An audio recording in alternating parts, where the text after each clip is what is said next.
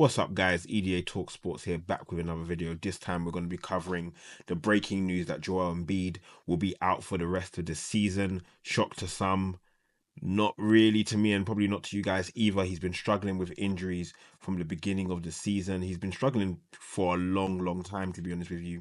Even during the Olympics, you could see that something wasn't completely right.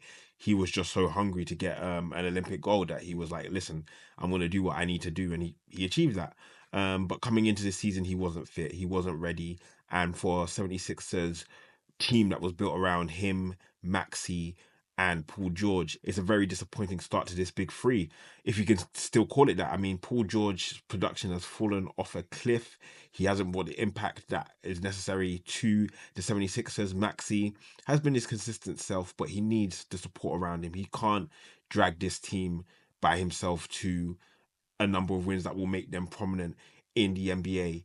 And that's exactly where they are. Joel Embiid's injured. He hasn't been performing to the level that we know. Still, in terms of like his numbers, very productive numbers for the games that he's actually played. Around 24 points per game, around 8 rebounds, and 4.5 assists. Good, counting numbers. But when you dive in a little bit deeper into those numbers and you just use your eyes, you can see that something's not completely right. In around 44.4% of his shots. For a big man, I definitely want to see him up around the 50%. 3-point shot is again not hitting 29%, and he's still hitting these free throws at a decent clip around 88%. And again, when Joel Embiid is on, he's one of the most destructive players in the NBA, no doubt about it. He can do all things. When he's really locked in, he can defend at a high level. He can rebound at a high level. He can attack at a high level. He can draw fouls at a high level. No, not everyone may like his game per se, but he is a problem when he's fit. But the key question is when he's fit. He entered into the league with a number of injury issues, missed, I think, the first year of his career, if not the first 2 years of his career with those injuries, came back, was a dominant force, achieved MVP status. And listen, he, again, as I've mentioned, he can do it all. He can facilitate, he can take people one-on-one. He's a problem. But this isn't the first time the 76ers have lost the season or lost him for a season. And the two kind of marry up. If you lose your best player, and Joel Embiid is their best player when fit, don't get it twisted at all, then you're going to suffer, and you're going to suffer really badly. And the 76ers, the question is, how long can you deal with this? How long can you continue with an unreliable star player? Tyrese Maxey is already on his next contract. Last 2 years, you haven't been able to maximize him because of the pieces around him. James Harden, Maxey, Embiid didn't work. Now we're moving on to Paul George. If I was the 76ers, based on where they are in the NBA standings, and if you aren't aware, they sit 12th in the Eastern Conference, a record of 20-38, absolutely abysmal. They sit around the Nets and the Raptors. And again, looking at it now, my whole approach right now, if I was the 76ers, is we're tanking. Let it go.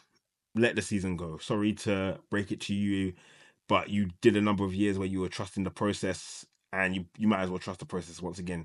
Get yourself the best odds in the next draft. I would do my utmost to move on Paul George as soon as possible.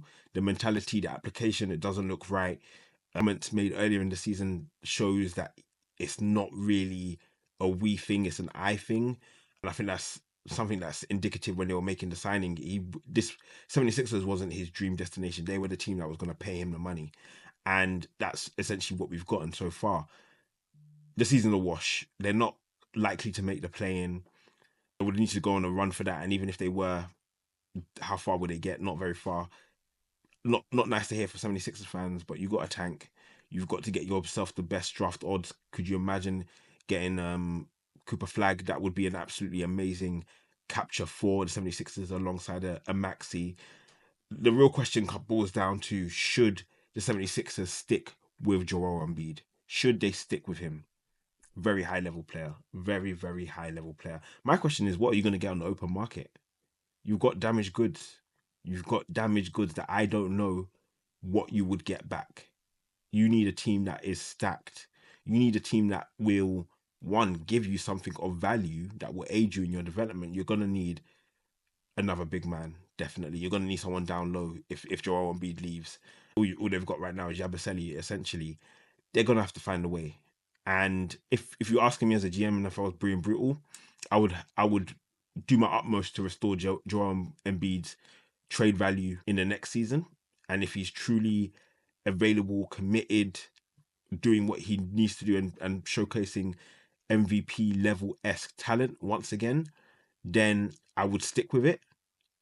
If he's showing and I can get him on the court to build up his value, put him in good positions, run him against some of the second units of other teams to get his value up, then I would do that. And then I would move on, because how long can it go on for?